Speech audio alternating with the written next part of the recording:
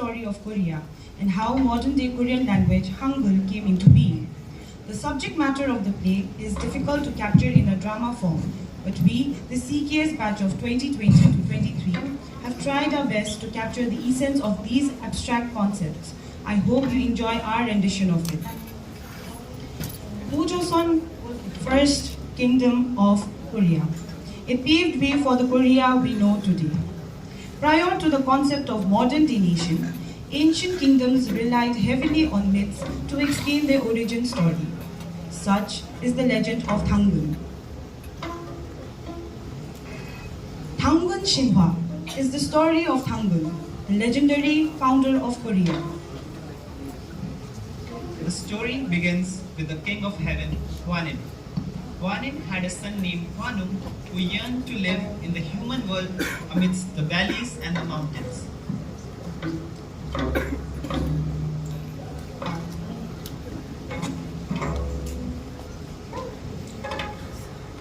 진행하는 하나님, 나는 어젯밤 지구에 있는 아름다운 산, 계곡과 놀라운 풍경이 꿈을 꾸었습니다. 소원이 무엇이느냐? 아래 지상에 내려가는데 마음이 있습니다. 여러분, 생각은 어떻습니까? 하느님, 저의 생각에는 우리는 하느님을 지상으로 보내야 합니다. 나는 그들의 조언에 따라 당신이 꿈을 이루어질 수 있도록 지구로 보냅니다. 하느님, 저희들도 관용님을 인간 세상으로 따라가겠습니다.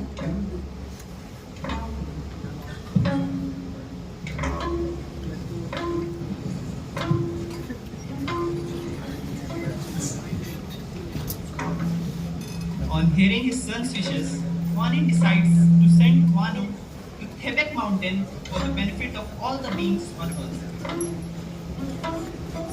With 3,000 followers, Hwanung, along with gods of wind, rain, and cloud, descends on top of Thebek mountain and establishes the city of God, Shinsi.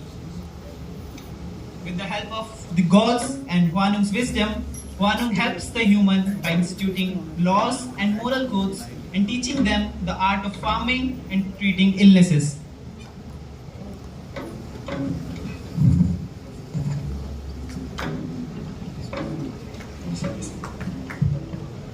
Seeing the humans live in happiness and prosperity, a tiger and a bear prays to Hwanung with desire to become humans.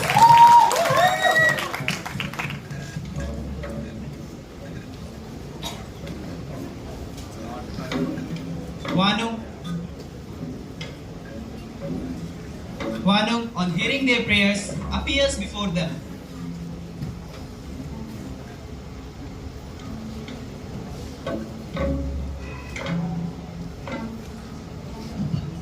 진행하는 하느님, 인간들이 삶을 보고 우리도 인간이 되기를 원합니다. 저도요. Hwanung hands each of them a bundle of mugwort and 20 cloves of garlic and orders the animal to eat the sacred food while avoiding sunlight for 100 days. 100일 동안 햇빛을 보지 않으며 이 숲과 마늘을 먹어라.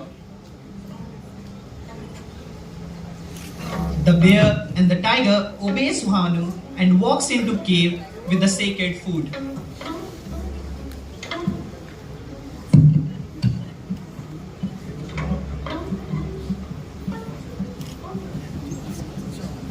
The bear and the tiger has a hard time eating mugwort and garlic.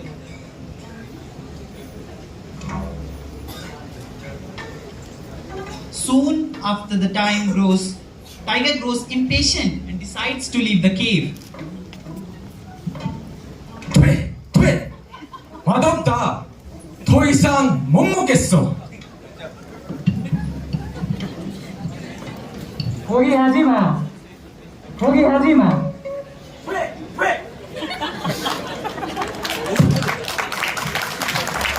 The bear perseveres and remains. On the 21st day, the bear wakes up and realizes that she has turned into a beautiful woman.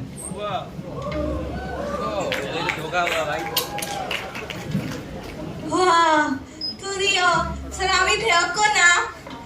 제가 사람이 되었구나. But as the time passes, the bear woman, now known as Ungnyo, grows sad and lonely without a mate. She unlessly starts praying under sandalwood tree to be blessed with a child. 아이가 낳게 주십시오 하느님. 아이가 낳게 주십시오 하느님. 아이가 낳게 주십시오 하느님. 아이가 낳게 주십시오 하느님. Moved by her sincere prayers, Hwanung appears before her and takes her as his wife.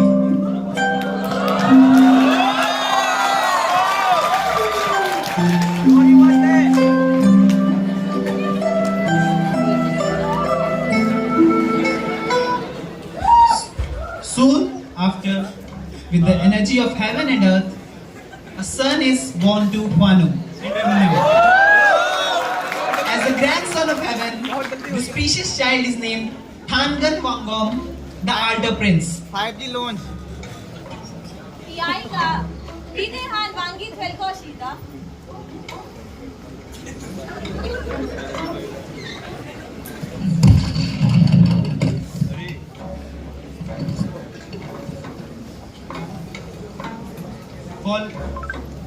Following his father's footsteps, Hangul grows older to establish the first ever kingdom of Korea, known to us as Chosun in 2330 BC. This day, 3rd of October, is celebrated as Chonjol, the National Foundation Day, to commemorate the establishment of Korea's first ever kingdom. 이거 너무 적구나.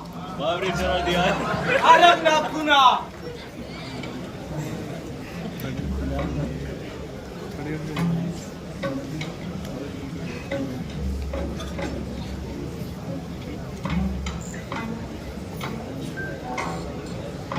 King Sejong is one of the most prominent figures in the history of Korea for his various notable contributions to the peninsula through the times of science and technology during his time. But most importantly, King Sejong is remembered for the creation of Hung-min Chong-eum, better known as Hangul, the native writing system for the Korean language, earning him the title of Sejong Taewang. King Sejong was born during the Joseon dynasty to King Taejong and Queen Wongyong. Despite being the third son, King Sejong, born as Prince Ido, succeeded his father and became the fourth king of the Joseon dynasty at the age of 21. The Korean language has a history dating back to thousands of years. However, for the longest time, the language did not have an alphabet set of its own. Before the creation of Hangul, the Korean peninsula used Chinese characters or Hancha as their writing system. This writing system was largely influenced by Chinese and Buddhist literature owing to their close proximity to the peninsular land. However, the concepts expressed in Korean could only be approximated to a certain extent with Hancha due to divide in phonetics and grammatical differences. Hancha was a difficult endeavor for those without the time or the means to practice or study. Hancha, as a writing system, became the domain of the elite Korean class. This meant that education and literacy could only be availed by the wealthy who had resources at their disposal. There was a need to improve literacy among the common people.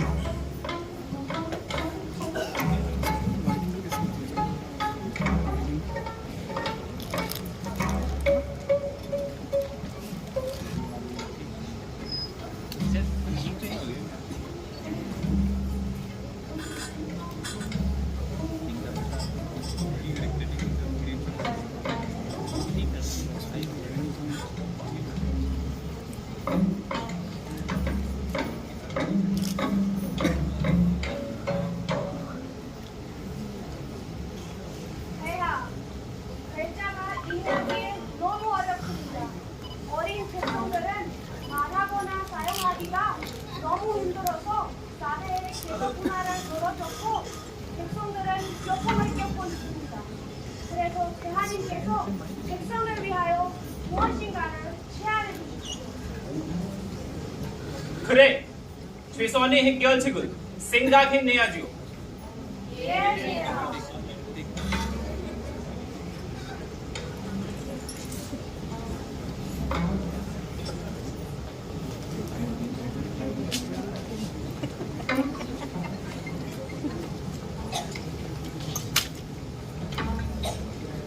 King Sejong saw through the divide that was there in the society caused by this form of gatekeeping.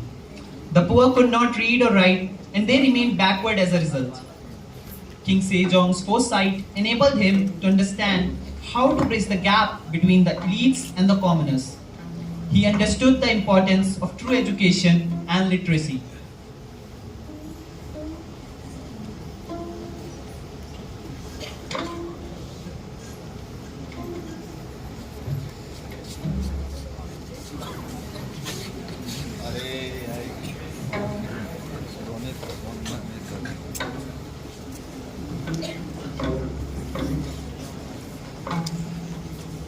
For this task, King Sejong brought together a group of scholars engaged in study and research called Chipyeonjeon, the Hall of Worthies, for the creation of Korea's first ever writing system.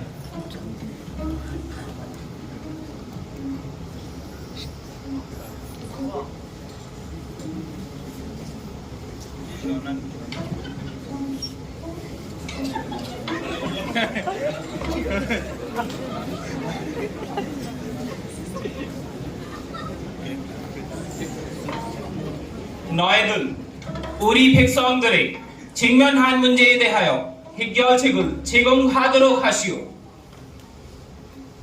예, 폐하. 폐하, 우리는 사람들이 쉽게 배울 수 없도록 쉬운 글자를 만들 수 있다고 생각합니다. 예, 폐하. 우리도 일본 사람들처럼 글자를 만들 수 있습니다.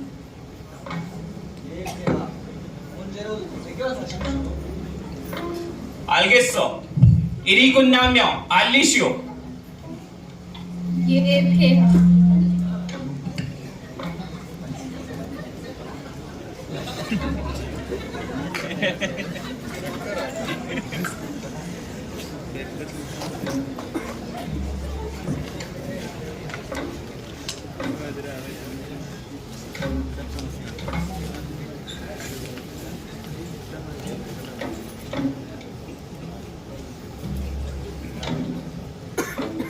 Under King Sejong's supervision, the scholars of Chipyeonjeon studied various different languages to understand the dynamic of a language, the semantics, the mechanics of consonants and vowels. They understood that creating a new language was key to creating symphony from scratch, and they took ideas from other languages to create the best possible version of Hangul.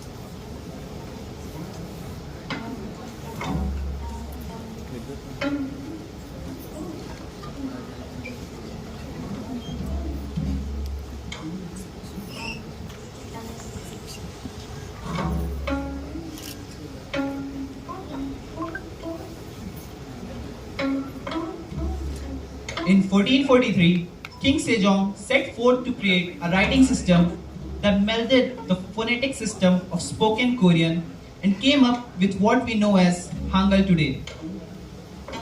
This day, 9th of October, is celebrated as Hangul Lang. After the creation of Hangul, the written language became more accessible to the common people. Moreover, they also gained more sense of nationalism because they had a new alphabet that they could call their own.